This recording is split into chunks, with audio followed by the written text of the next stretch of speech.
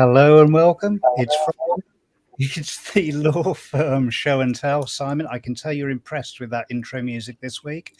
For those of you first time joiners, yes, we have random intro music that is picked off the cuff each week, and I must label these at some point because the grief I guess in the private chat as this is running from Simon is always quite interesting. I hope you're all well. We have most of the team here today. Rich, fortunately for Team Dibbins, who were expecting him to be joining us. Rich is currently on, in, or under a garden shed. We're not sure which. He's having his new garden office, I think, delivered, so he unfortunately can't join us this week. But we do have special guest Jeff Zindani. I hope I've pronounced that correctly there. That will do. I feel very good actually when you say special. Okay.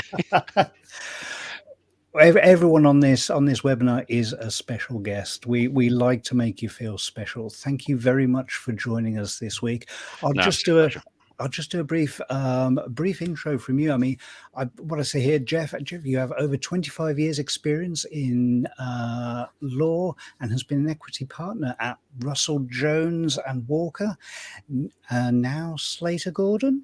Yeah. He's been described by law firm clients as insightful, market sensitive, and incredibly discreet. Interesting. Yeah. And advises both city-type practices and small law firms on the challenges facing their business now and in the future. I hope that's correct. I'm just reading it off your LinkedIn profile. Yeah, it's a big brief, but yeah, that's about where it is. And also joining us, of course, we have Kat. Hello, Kat. How are you this week? I'm very good. I've changed location. These are my wardrobes, as you can see. And yeah, all is good here. I'm Kat Collier. I head up Flair Insight, and we provide marketing strategy research for law firms. And yeah, I got in touch with Jeff because of the report that he produced a few weeks ago, all around M&A in the market. And it's probably the most thorough analysis of what's going on that I've seen ever, to be honest. It's always been like one or two articles that you see in the Lawyer rather than something that's actually meaty and going out to 100 law firms and asking them about what's going on about their growth strategy and their culture. So yeah, that's me, and that's why Jeff is here. So. I'm looking forward to going through that. And of course, Simon, live, love, listen, speak. That's Simon's motto. Hello, Simon. How are you this week? What my motto is, David. Yeah, hi, I'm Simon Marshall. I am the founder of TBD Marketing. We're a gang of people who work in law firm marketing, have done for years. I don't know how many years experience we've got between us, but it's quite frightening now. And love lawyers. I love working for law firms. I love working with really bright, hardworking people. It inspires me. And I get to work with great people like Kat and David every now and then as well. It's just amazing. So very lucky. We're here to celebrate the kind of achievements of what people do in law firm marketing. Jeff, hear what you do in your world as well. I'm really excited about this talk today. I think it means a lot to my client base, the kind of stuff that you're talking about as well. Yeah, sure. Work for a lot of founders, work for a lot of larger firms as well. So yeah, excited to hear this as well. Thanks for having me along, David, as per. Always welcome. So yeah, let's have a talk about this white paper. I've got a copy of it just here. Let me bring it up on screen. And we can show everyone what we're talking about if this is going to work. Here we go. Aha, there we go. We have the report. So this is a new report that you've published, Jeff? Yes, it is. There's a background to it, of course. And it's interesting what Kat said actually about analysis. Obviously it's independent in the sense that we've gone out to obviously IRNN to get it done. But the issue was really for me as well, not just obviously in this as an M&A intermediary, but trying to understand empirically almost, in the field, what was going on. So that's really the background to it. That's what we wanted to do. So we wanted to have some hard evidence rather than just me talking really, or other people talking. But now you have a chance to talk. I suppose the headline statistic is that kind of nearly half of firms are looking to acquire. that I just found that fairly startling that strategy is being taken forward. Is it the larger firms that are looking to acquire and the smaller ones looking to be acquired, or are you seeing any patterns in terms of M&A? Okay, there is actually, Kat. I mean, we're looking obviously at the law firm marketplace is very, very diverse. So when we talk about small firms, they're not usually the acquirers. I say small firms, got to be careful about this. I would put them in the sort of category £2 or £3 million, that sort of category. Yeah, those kind of firms, I think, are not looking to acquire. They're usually the ones who probably would be acquired. Okay, so we then move on to obviously firms who are a lot bigger than that. So currently I'm dealing with firms, national practices, firms top 50, top 100 firms, but a lot actually, interestingly, around the so-called what the lawyer calls the independents. I'm not sure why they call them independents. Okay, but that's what they call them, and that kind of revenue range is around about 14, 15 million to 35, 40 million. Okay. And that's a big chunk. That's a big chunk of the kind of law firm market. So you're seeing those firms, a lot of activity, and then you're seeing national big players, as I said, looking to acquire those. The smaller firms just cannot. I mean, they might look at a small acquisition, which is opportunistic, some local type of acquisition, for instance. But apart from that, no. I think in terms of the way the sector, it's segmented really, Kat. It's largely segmented. Okay. Are smaller firms, have you seen smaller firms trying to get themselves to a position where they can be acquired, or are they kind of pootling along? Is there any kind of trend there? Yeah, absolutely. I think that opens up the question really, I suppose, what type of firms are the bigger fish looking to acquire really? I think the firms at the smaller scale of real interest, certainly of real interest to me on the buy side, if I can say that, are these boutique firms. Okay, and I think I've got to do an article shortly, I think, on, it might sound a bit cheesy this actually, but I'll fire it off actually. It's niche is king. Niche is king. Okay. And what you're seeing is these boutique niche firms that could be an intellectual property firm, a media firm, these digital practices. I've even seen one doing sort of cyber type security work. And they are becoming really of interest. Okay. So you're seeing those sort of smaller firms look at building up to a certain point and then effectively joining a bigger firm. So you're seeing a lot of action over that kind of those types of smaller firms. And I think also you're seeing smaller firms who, frankly, and I think I spoke to you very briefly, didn't we, David, actually, just before we started. Some firms are actually looking to make their firms to outsiders look more interesting. And they might have a website which, frankly, is just awful. I mean, it really is. I mean, some of these websites I see are just so bad that it becomes embarrassing, and they're not almost aligned to, when I meet the partners, they don't seem to be a fit either.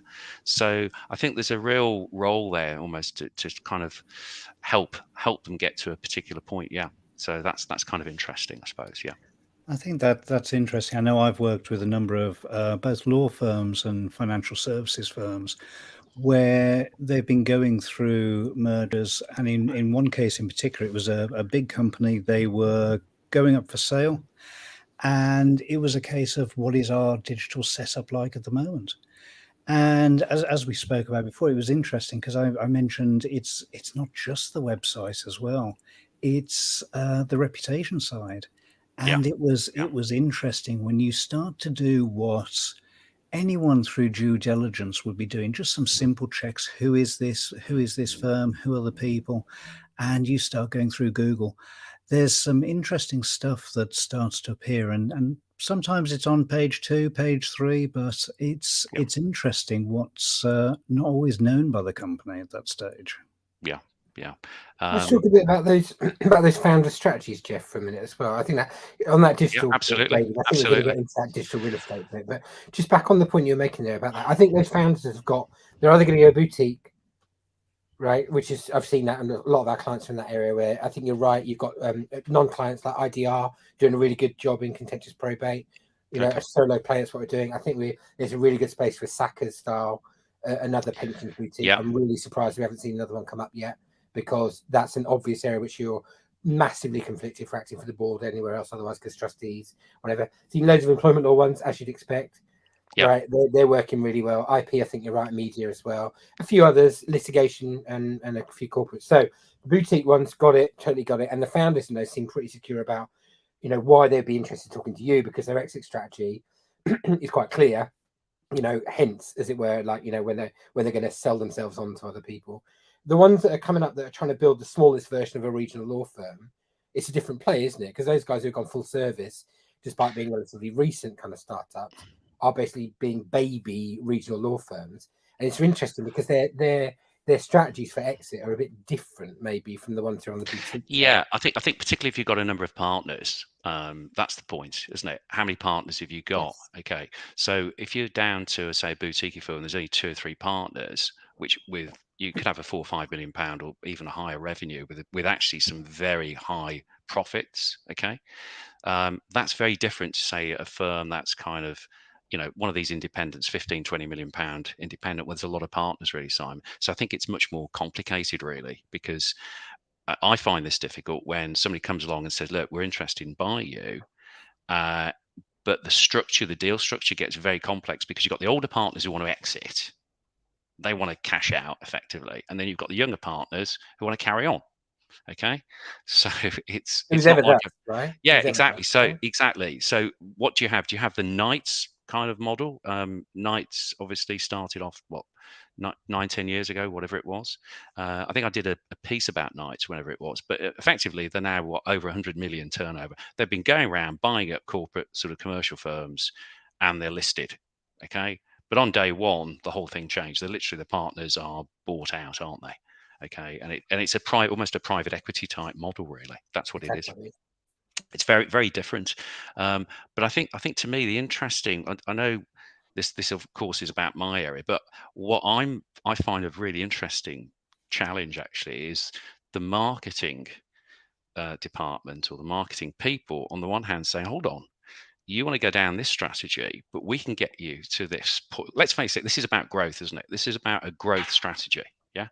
I mean, that's exactly why I was going to ask you, what would your advice be to those founders, right? So, because I think it's existential for those people who are 2 or 3 years into their business. Like, where is their next trade of growth coming from? Okay, well, there's a whole raft of things there. I mean, for instance, do you get in scale up people to come in, literally to scale up their business, almost like private equity? Look, what we'll do is, you've got a brilliant business, but frankly, it ain't going to go anywhere because you guys are brilliant.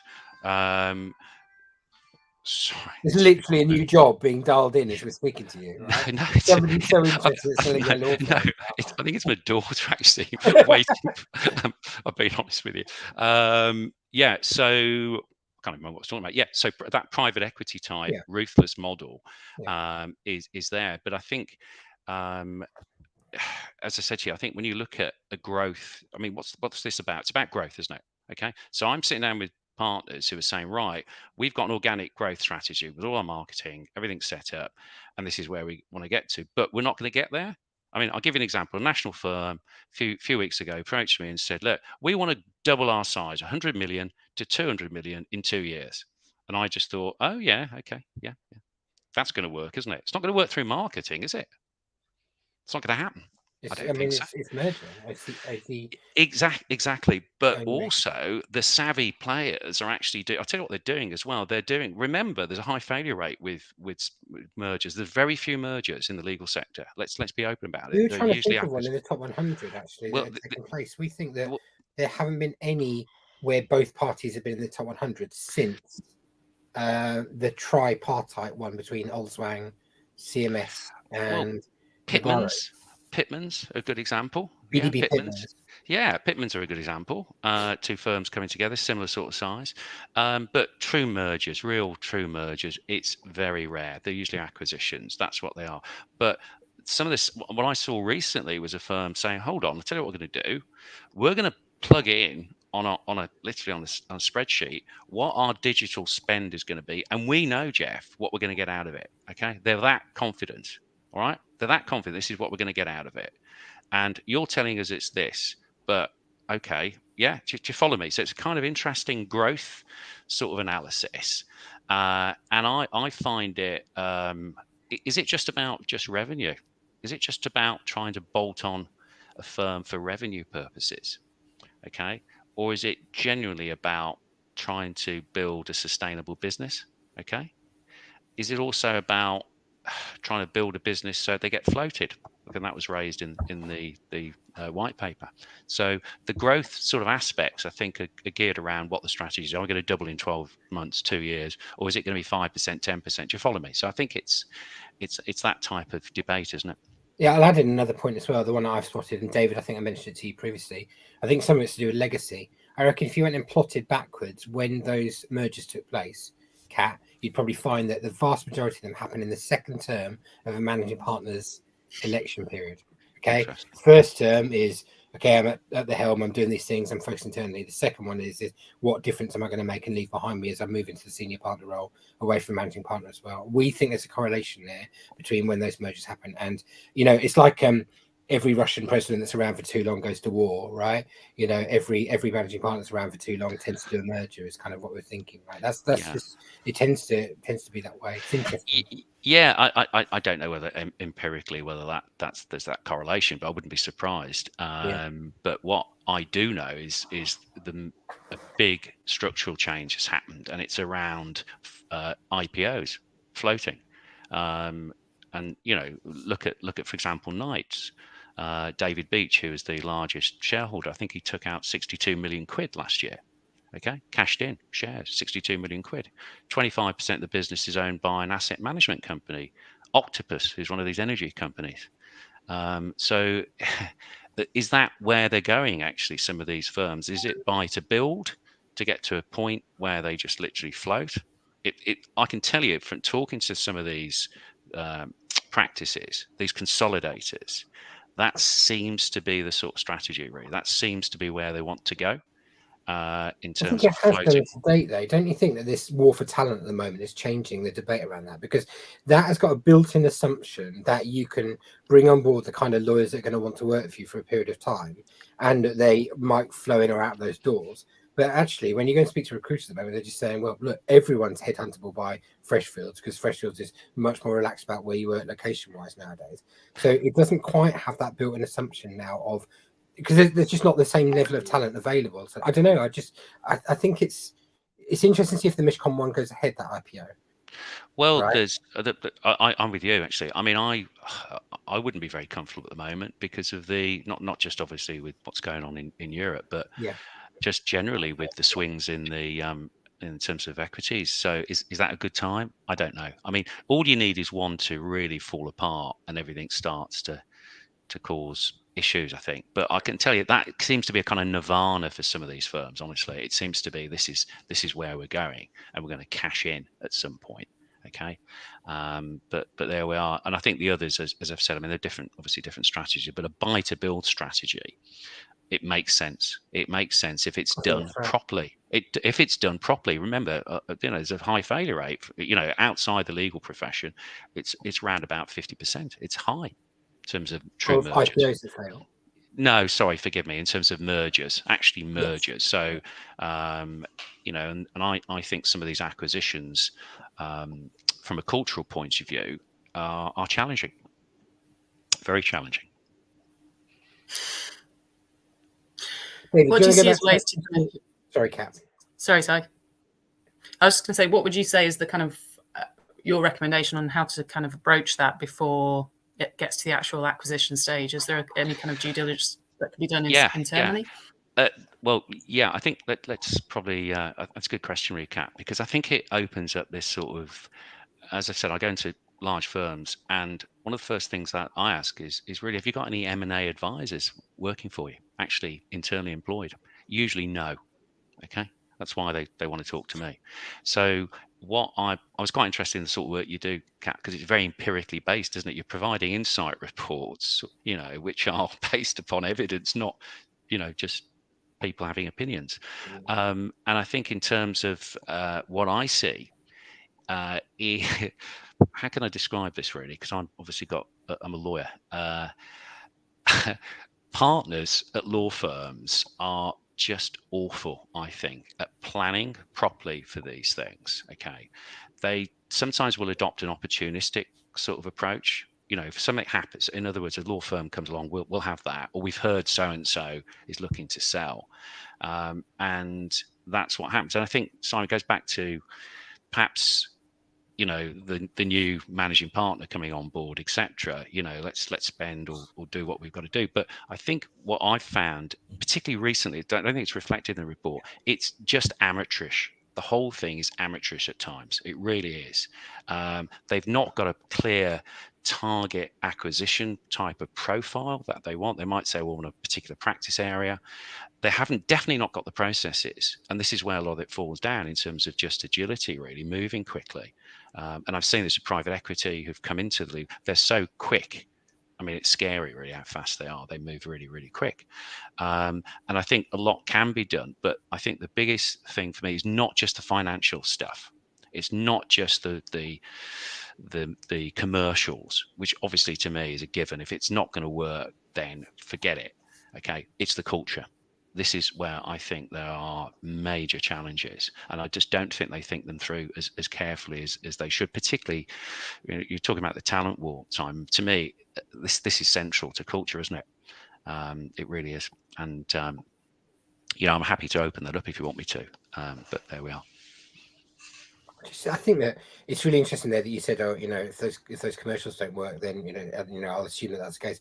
I just think loads of firms. I've been on mergers. I've been on ones that went well, ones that didn't. And I'm not sure there's always been the level of scrutiny over that kind of fit of the client base that there should be. Someone was talking to me about one this week, Kat, where they just said, if you put these two firms together again and anyone other than the partners involved, it would look like this. Oh, you can't see them do. They go like this. And the client bases would just go straight past each other. They had nothing to do with each other. And by the way, Jeff, I'm talking about a global brand here, right? And it's amazing. Yeah. I'm not sure in 2022 that would happen. I think it feels like we're probably in a bit of a different position now to where they were when these things were done a few. No, I'm sure. Commercially, sometimes, but I mean, I had it recently. Somebody said, "Well, actually, Jeff, this was just a shocking acquisition we did," and they're quite open about it. But I think, generally speaking, the financials are the financials, practice areas. But to me, the culture. I mean, let me give an example. I had a conference call with quite a large top 100 law firm. And I said, well, look, the culture you've got is actually quite loose. It's not, your fee earners not what I call billing machines. They're not the billing machine characters who are there till 8, 9 o'clock. I was in London last night and somebody joined us I'm not an Arsenal fan, by the way, Birmingham City. That's my team. Anyway, he joined us and he was late because he'd been working. He said, I got off early tonight, actually at 7:30. I got here for 7:30. I got off early, and he's working 8, 9 o'clock, and that's just, they're billing machines, aren't they? They're just billing machines. That will not work with a firm that's much looser, a bit more creative. I saw a firm up in Yorkshire recently, really good, 25, 30 million pound corporate firm. We don't have targets, Jeff. Okay, what we're interested in is spending time with key account holders, key clients. Okay, and a very profitable firm. The culture is totally different. And you can't fuse those two firms together. That's the problem. You just can't. I think I was saying earlier, it's like being maestro in front of a symphony, playing an orchestra, and playing two symphonies at the same time. It just doesn't work. That's my honest opinion, really. So culture does kill things, kills deals, and it kills talent, in my view. It can be overall very damaging for the business. I know it's interesting. I've gone into a couple of firms that have grown through M&A, and after just a very short time there, you get a sense of who used to be with who, and it's almost they've been very loosely brought together, but they still have their original ways of working, acting, and they still hold on to that old identity. The culture hasn't actually been brought together. They've just been brought together into a building or a firm. Offline, I'll tell you a story about that this week. Somebody, even years after the merger, did something this week that's made me laugh. I'll tell you when we start filming. It's really quite funny as to what firms are still willing to do. I've experienced that when the first firm I worked at as well, where some of the guys from the London wing of what would have been a consolidated national firm at that point in time, Jeff is now an international firm. The first question they would ask you is, "Are you X?" They want to know what your heritage was. And then I've also seen it, David. You probably have too when you've done because digital gets dragged into the merger. You should go back to your digital question in a minute. But when I did it on the comms side of things, you get dragged into the conversation. You'd see those people who are really keen to help the other side. And you thought, oh no, this is going to be one of those people who isn't popular on their partnership as well. And you'd end up with these weird kind of cultural dynamics going on as well. David, do you want to talk a bit more about that digital estate kind of integration? Did you do one, David? I've done some pretty major ones, especially the wider professional services, and a few within the legal sector as well, which have often been bringing in those smaller firms into a larger firm. That's slightly easier. You're kind of the big firm. You're the knights in this scenario, aren't you? Right? Yeah. You're like, do it our way. And at least in my experience, that's kind of been a given. One of the biggest ones I worked with, the part of the business was actually sold to somebody completely new, and this was actually one of those firms that had already grown. It was a asset management firm, had already grown massively through M&A, so it was a mixed bunch to begin with. But yeah, I came in, and we spoke about this earlier, Jeff. I came in initially to look at the health of them pre-sale. So what did they look like from a digital point of view? We expected a number of people out there looking to purchase this firm. We wanted to look and be clear on what our digital landscape was. Everything down to the technical levels of the sort of software servers being used, how that might be integrated or replaced with the firm taking over. And it's interesting. I think the whole project, probably from the sale through to the final completion of the project, which was a whole brand and technical exercise, was about 18 months, bringing that all together. And that was everything from dealing with changes in domain names to branding, logos, messaging. Yeah, very interesting. Oh, and data as well, which is always an interesting one. Jeff, when valuations are kind of taking place, is the marketing side and digital side and social presence now being taken into account, or purely monetary terms? It's definitely not taken into account in terms of the commercials. Okay, but I've no doubt it's almost like a soft thing, isn't it? A potential buyer will look at it and think, hold on, what's going on really? Okay. So I think it's very relevant. There's no question about it. And I think it's very relevant. Let's just be quite direct about this. It's very relevant in terms of the pipeline, where the work comes from in the future, because the talent, obviously it's a people business and people buy off business and whatever, but if you've got a really good digital marketing strategy and work is coming in or something's happening, then it's a bit easier, isn't it, to deal with people going. So I think the savvy firms, to me, will look at what is the digital marketing opportunities. Okay, what have we currently got? Can that be scaled up? So it is something that goes into the overall valuation, really, Kat, as well, I think, sometimes. So yeah, I think it is relevant.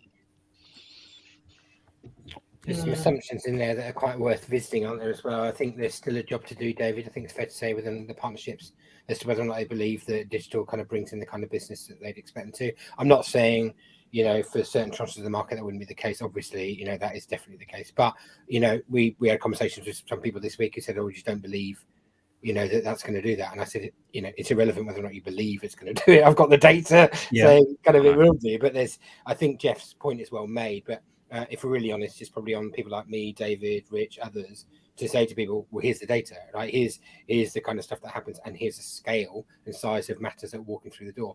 The problem, Jeff, we've identified in previous editions of this is, the attribution model. It doesn't stack up to, benefiting a partner to say, yeah, I got this through the website, because it's much better if you say, yeah, I'm the matter partner and I won it, when I went out for dinner with them a while ago. Yeah, I taught the client over because it's me. It's me. It's like it's like my Amazon delivery driver claiming all the credit for the logistics supply chain when they've just done the last mile of the delivery. Well, ego plays an important. It's an important sort of element in law firms. It's what's rewarded, Jeff. Isn't it? Yeah, and I remember. Yeah, and I remember as a junior partner working for a head of department who was remarkable, really, at claiming credit so often for what I was doing and other partners were doing, and it got to the point where actually we thought it was entertaining. We just sort of let him get on with it. Why not? Yeah, that's another Oscar. Thank you very much. Yeah, it's one of those. But I think areas such as that attribution model, they are getting better. I think legal sector might be a little bit more behind, but there is more evidence out there of how that discovery and journey comes through when it comes to new clients. Yeah, I mean, just I've seen a big difference between those firms offering personal sort of consumer legal services to obviously B2B. On the personal sort of consumer services, I think the firms who are doing it really well are so savvy. I mean, really, they've got exactly the data, but they're saying to me, actually, Jeff, look, we know what we're going to get out of this. You tell us what we're going to get out through doing an acquisition, and we'll look at the return on investment. And I had one not so long ago where they said, no, the figures aren't good enough to justify us doing an acquisition. We'd rather put our money into digital marketing. That's always good to hear. No, I mean, that's it. I mean, not for me. It wasn't good for me because I thought, well, that's blown it for me. But at least they had the evidence. They weren't just talking as partners do. Let's face it. I use the analogy of a clown. No, I've got to be careful if they've got, well, to hell with it, really. But use the analogy of a clown, really, in the sense that when they get good news, they're all happy, aren't they? Jumping around, happy. The bad news, when it doesn't quite work the way they want it to work, they get all depressed and they get very upset, and it's all your fault. It's your fault, really. And I think I know it works on the personal legal services stuff. There's no argument about that. I've seen it definitely does on the corporate side as well. It's just that the attribution, as we said, the models aren't there to attribute necessarily. But I think David's right that it is changing, and we've seen, David, and I was thinking about doing a report. I was going to ask you about whether we do this together, Kat, as well. I think we should start reporting on the basis of how many equity partners revenue, the equivalent of that, as in revenue per equity partner, is derived from the website, and just get firms to tell us on that basis. And we've got quite a few clients that they monitor at the moment. They know what's come in, and any future spend, Jeff, on the digital real estate, guess what? They can say, well, this is what it brought in last year. This is what we spent on it. And as you said, you can get to a model, I think like Slater's have, David, where they've turned off PPC recently, as far as I can work out for the most part, and they've moved to organic, and they know we're so far ahead of everyone. We don't need to be spending 5 million a year on that, and they've just doubled down on the organic front instead. And well, they've run out of money, haven't they? That's the point. So these firms, it's an arms race, isn't it? I think theirs is actually they own all the rankings. So they rank in a city in which they don't have an office for a practice area. I didn't know that they do the other day. And I thought, got it. Yeah, got it. How well they're doing. Got it. So the third model that I was going to talk to you about, Jeff. So you've got that kind of boutique model, like which is distinct, and you grow up, and then probably sell out to somebody who doesn't have that kind of practice, or wants that boutique to be part of them, right? So there's one option. The second one has got its challenges: full service, a mini Clark Wilmot, a mini Stephen Scown, right, out there in the regions. Inevitably does a bit of real estate, does a bit of full service, but full service, but on the micro scale, and then thinks, okay, how do we get bigger from here? And maybe has a different exit strategy or a different challenge behind it. And as you said, might well be something that private equity be invested in, or Knights will come along and collect you instead. But I was going to talk about this third one, which is that kind of Stevenson Law model, where there is a new model at the heart of the business as well, where they've got obviously the subscription model. kind of element to how they work for in-house as well. And I think we've seen a few firms work that way recently, where they've got a new model. Any thoughts on them? Yeah, a lot of thoughts. Okay, let's just sort of look at the subscription model. Well, first of all, there's, as you know, massive private equity interest in any subscription type platform. Okay, they want to see external investors don't understand the law, do they really? They don't understand law firms, but they do understand Spotify. They do understand other platforms. So if there's a reoccurring income through subscription, happy days really. So that is where, of course, the money is, and you've seen it in the employment sector. And there's a quite a large employment serviced business. I'm just trying to think of their name actually, who sold out to private equity recently for about 40-50 million, and it was a founder that just built it up and it just scaled up. It was interesting because I think they had more people on the business development side, on the marketing, digital, etc., than lawyers. Okay, which was to me fascinating actually, as an insight. But so yeah, subscription stuff is big. You're also seeing, obviously, people talk about subscription. They talk about it in terms of consultancy law firms as well. So because it's almost like a fixed model, isn't it? You know, lawyers getting paid a percentage from the fees they recover. So, you know, typically 60-70% of the fees they recover are fees that they keep, but the balance goes to the law firm. But subscription, I think, in the legal sector is, I can't give too much away, but there was an insurance-based law firm I saw recently, and I just thought this is brilliant, really, because of the digital side, the digital accessibility of the services. So I think you'll see more of that, particularly with legal tech, of course. So yeah, I'm sure that's. I mean, I know because people are asking me all the time. You know, can you tell us of any firms out there who've got a client base, a customer base? It's not just individual consumers. You know, it's business to business. They're paying a fixed fee or whatever it is per month, and we're interested in that. So yeah, I think it is interesting. Well, do you think there's going to be more external acquirers? So was it Davies Group bought, was it Keogh's? Or the kind of private equity side as well, whether there's going to be more interest on the private equity side with law firms, or if you think it's going to be between them. It's already happened. A good example, which threw me off completely. I mean, the report itself threw me, actually. I didn't realize there was so much interest because I've done some work with private equity, and I still am, actually. And I thought they just didn't get it, and it was too small. You know, a £50 million law firm is too small for some of these private equity houses. So that knocks out a lot of law firms, doesn't it, in the UK? But there is, I mean, Fletcher's in Merseyside, a personal injury firm, doing high value personal injury, 40 million turnover, 40 million turnover, bought by Sun European Capital, an American private equity house. Completely bonkers to me. I didn't get it. I just didn't get why. But then I did understand why, because they buy what are, I think somebody, I don't know who it was, actually described as eternally profitable businesses. These are the sound businesses that just keep making money. Okay, and they're profitable, so they just keep making money. So it could be, I don't know, a washing machine company. It could be anything, but they just keep making money. They're not glamorous. It's boring to some people, but they just keep making money. So yeah, Fletcher's an interesting example, and I can tell you because, you know, I'm talking to them. They are very interested in corporate commercial firms, but they really are struggling on the deal structure side. You know, what are they buying? Okay, what about the younger partners? There are all these complicated issues. It's not like buying a manufacturing company, you know, a family-run business and it's grown or whatever. It doesn't work like that. So there are a lot of challenges there. They really are. There's a sense, isn't it, that if you were going for, you know, round kind of B, C, D of funding in private equity, somebody has probably sat you down earlier on and said, right, to get yourself ready to get to that stage, here's the cultural pain points you have to go through to get there. You know, it feels like there's a bit of work to be done for those people who, you know, have got to have an exit strategy that's, you know, further down the line. Then maybe they're selling the firm and just saying to them, we think there's some cultural readiness that you need to go through first.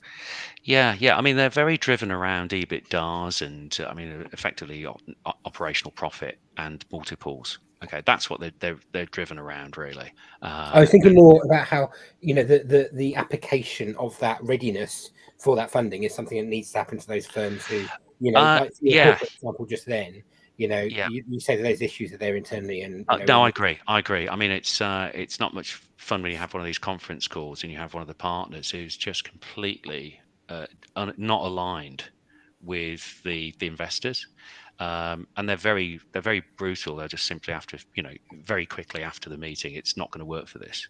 For us, that's it. So yeah, I think it's this alignment really, and we're back to sometimes culture as well, Simon. I think there's a cultural aspect to it all, and I call it cultural alignment. And I think there has to be.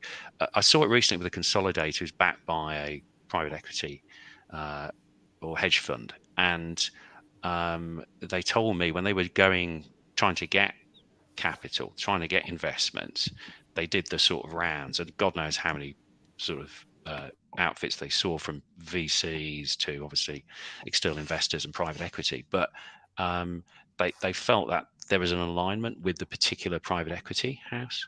Okay, so I think that's important, that alignment really. Chemistry. Good to know.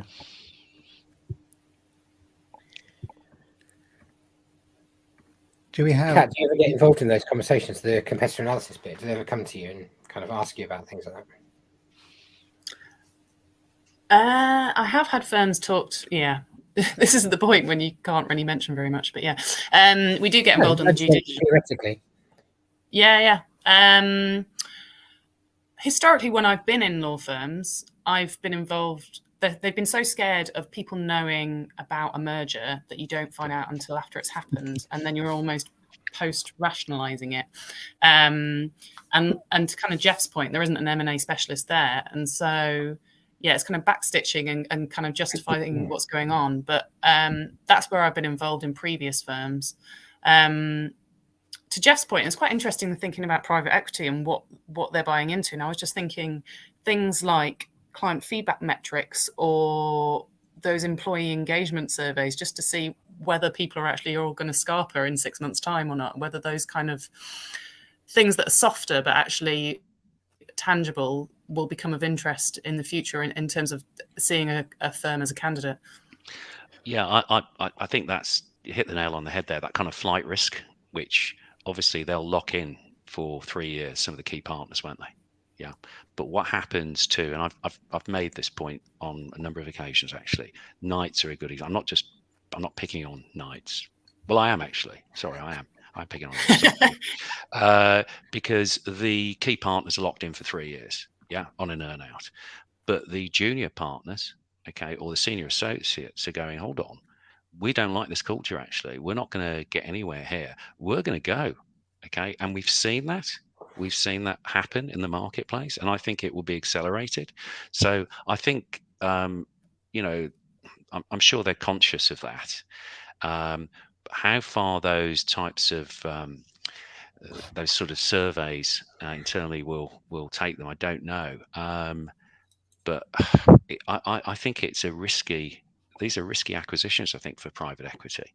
There's a sense, isn't there, that on the, I know it's a bit different, but on the Miscom's IPO, that there was a pause. I think there's a pause button pressed, as far as I can tell from the outside, and it looks as if there's been a deeper engagement with people further and even below kind of salary partner level and beyond as well. And I just wonder, Jeff, if that's something we might see more of with the private equity deals, where you just say, look, it's not just about looking after those equity partners who are going to benefit from the exit financially, but if we've got to retain that future talent that's going to be the lifeblood of this firm working, then we need to do something to secure those people staying here as well. Well, you see, it's back to what you guys do, really, in a sense. Maybe not so much you, Kat, sorry, forgive me, but if you haven't got a vision for what this business is going to look like in a few years' time, then it ain't going to work, is it? So they have to have that buy-in, and that's why a lot of these true mergers and acquisitions fail, because of the integration later, actually, and they haven't planned it through, have they, carefully? And I think with private equity, even if it's going to be a flotation, I think you've got to have that buy-in. If you don't have that buy-in, then it's just not going to work, is it? It's just not going to work. I can't see how you're going to keep the talent that you've got happy without a clear strategy, a clear vision for their future. I just can't really. And if they think, oh God, we've been bought by a private equity house in, I don't know, Minnesota, okay, that is going to start, they're going to start to think about it, aren't they, really? And they're going to think, oh God, do we really want this? It's no longer a law firm. Yeah, it's owned by Octopus Management, Asset Management. You're not getting at. So I think there are real challenges there. I really do. It was interesting. The one of the asset management firms I did some work with, we when I first started off, we didn't know who was in the running to buy them, and we had ideas of, would it be private equity? Was it going to be a competitor? You know, and it was interesting hearing the conversations around the office about what people thought that meant. And I can see that, yeah, exactly as you say. Who on earth is this business that now owns us? I tell you another thing I've seen as well. And again, no criticism of anybody from a marketing point of view, but I've made a real habit of going out as much as I can and seeing partners at their, you know, key managing partners, chief executives at their law firms, in their offices. And I'll be honest with you, I keep seeing their strap lines, their marketing strap lines, and everything else. And then the first question I asked them, not the first, one of the questions I asked them is, tell me about your culture, tell me about the staff, tell me about your, you know, the way obviously you deal with clients, etc. And it's remarkable. They can't, in a few words, sum up the culture of their firm. Okay, and that's quite shocking actually, because well, they can. They'll just talk about these platitudes, really, these sort of cliche type points, really, and that's it. I think there are, you know, a handful of firms that everybody wants to be like. But Jeff, you've relied on something really clever there, which is that they're not necessarily willing to do the hard yards. What's that? What's his name? Who's Mr. Beyonce? What's his name? Jay-Z. Yeah, everybody wants a helicopter, but nobody wants to put in the hard yards to kind of own it, whatever that quote is that he says. And I think that, you know, everybody wants to be Slaughters, everybody wants to be Travers and McFarlane's, right? But actually, if you go and look at how hard they work to do what they do, they might not look like it's graceful, it's swan-like, it's above the water, but underneath they're working incredibly hard to make sure that they get instruction on the next major transaction, the next, you know, person who's coming into that role in the FTSE 100 role is going to be a friend of theirs, as it were, as well. I think that, you know, looking at the outcomes only is not the same as all the inputs, Jeff, in terms of what those firms do to get there. No, I agree. Yeah, interesting. Yeah. Do you think we'll see for further consolidation in the? There's all that 57% that, you know, saying they're actively looking. Yeah. Do you think that's going to amount to a raft of post financial result consolidations happening in 22, 23? Yes, I think the scale and pace I think is going to increase. I think consolidation's already been happening, and in a sense, it's a bit of a no-brainer, really. You take a £15 million law firm, that's static. You take another £15 million law firm, that's static. They're doing the same work. Yeah, it's a no-brainer actually, and they've got a similar culture.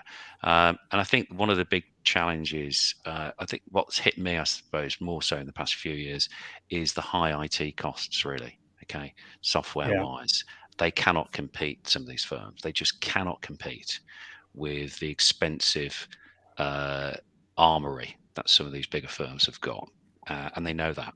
And indemnity costs, right? Sorry. And indemnity costs, right? I mean, I should have mentioned this actually, because I think Kat might have asked me about this. But one of the things with smaller firms that I'm seeing, I say smaller firm, £4 or £5 million firm I spoke to recently. I said, well, what's causing you concern? Our indemnity insurance, it's gone up by 45% in 4 years. Okay, something like that, and it is getting worse. So I think you're seeing that pain. And I think some of them are saying, hold on a second, do you really want this? Is it sustainable? Then there's the compliance costs and all the risk and everything else. So I think it's almost economies of scale, isn't it, as well? Well, you're stuck at those breakpoints. We've had it with a client recently where the deals that they can do in their market, you know, for them to step into the next level of deal, they have to step up in terms of what they indemnify. But the cost benefit of doing that is offside. And so I think you're right, Jeff, that consolidating 2 or 3 of those firms, 3-4 million quid firms, turning into 1 12 million quid firm with a much better kind of rate of what they're paying, indemnity insurance wise, can make and IT wise, can make a fundamental difference about the future of those three businesses. I think that's right. Yeah. And I think you can see it even with corporate firms around the sort of 20-25 million pound mark. I've seen a few of those where they'll tell me, because I've mentioned about lateral hires, that's not my sort of bag really.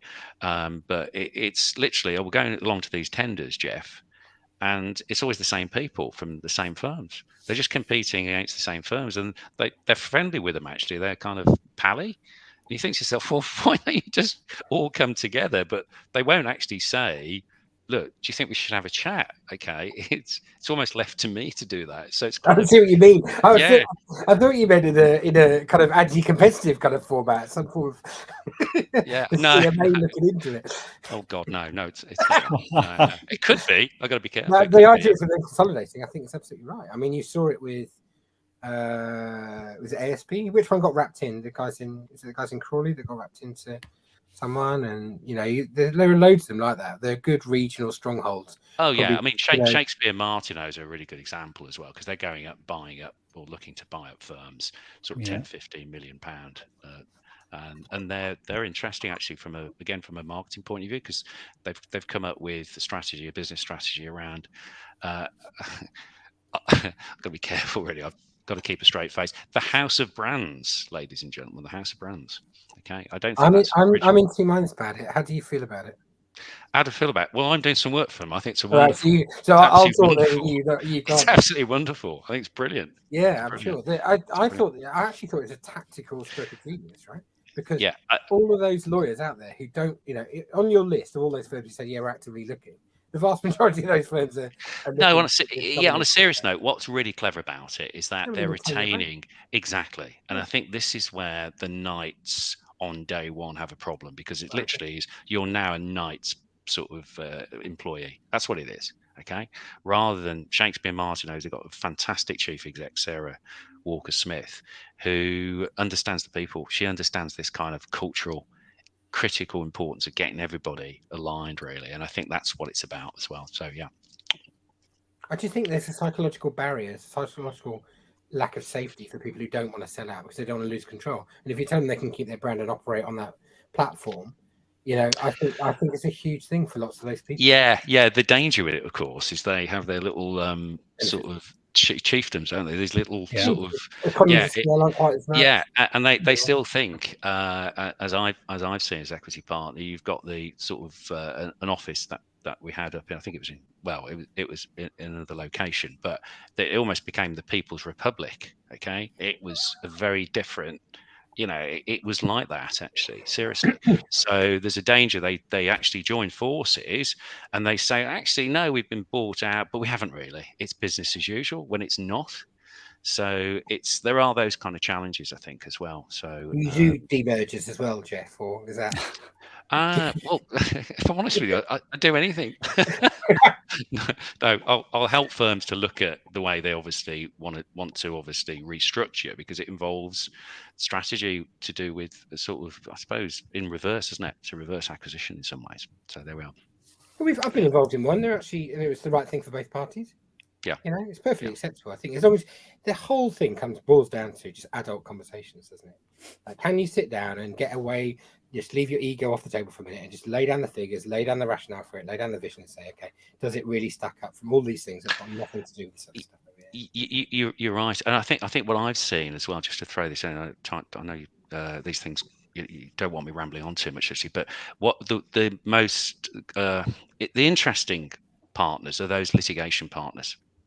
They approach this as if it's a court battle, okay, and it's not. You're all trying to get to the same place. A buyer and seller, they're all trying to get to the same place, so they don't need the drama of this is a kind of a form of litigation.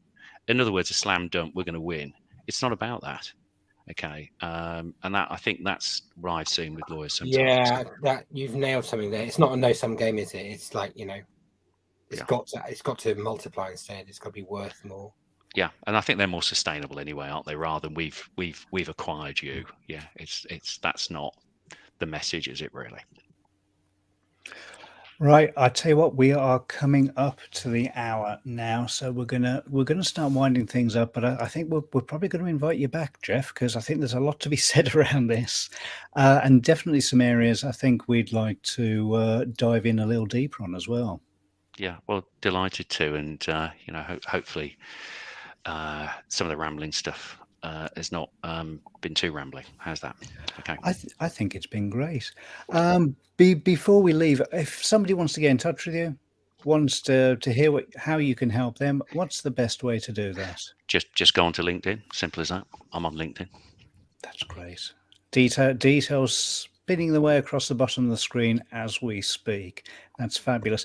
And we've also put up a link to the report as well. I've got to say, it's not just a good read, it's a well put together report as well. Looks good. Yeah, thanks, David. Thanks as well for allowing me to talk really to everybody. Oh no, I think this is this has been fabulous, and I think hearing time and time again about the cultural side, and I think that's something that I've noticed with some of those merged or merging businesses. Often an area that is overlooked, but one that maybe it's a topic. Yeah, maybe it's a topic for at some point to talk about, because I really am passionate about culture and how it kills things, how it kills deals, how it kills talent, and yeah, definitely. I can see us lining up a whole new show coming up shortly. I can see Simon's having the brains going there. I remember being at the wrong end of the cultural clash post mergers, and it's just I can say it earlier, Jeff. Right? It's like water; it finds a way to come out somewhere, and that stress quite often comes out on a certain group of people. And I felt it, because if you're in the comms team and you're trying to draw together two different sides and two parties, a lot of those stress points just sit in there in the management. I know, and they're avoidable. I mean, there's we'll talk about this, I'm sure, at some point. But what changed me was reading this brilliant book by this wonderful clinical psychologist on loose and hard cultures, really. And I think when that's applied to law firms, you get it. As I said, the billing machine to a laid back firm, that's really quite cool with clients. Totally different culture. Very interesting. I think we've unfortunately just lost Kat through technical difficulties. I saw her screen go a bit funny and then she disappeared. But there's time for the rest of us to head off too. So once again, thank you very much, Jeff. Pleasure. And we look forward to seeing you soon. Simon, always a pleasure seeing you. And for everyone else watching, we shall see you again soon. Thank you very much. Take care. Thanks, Take care. Bye now. Bye.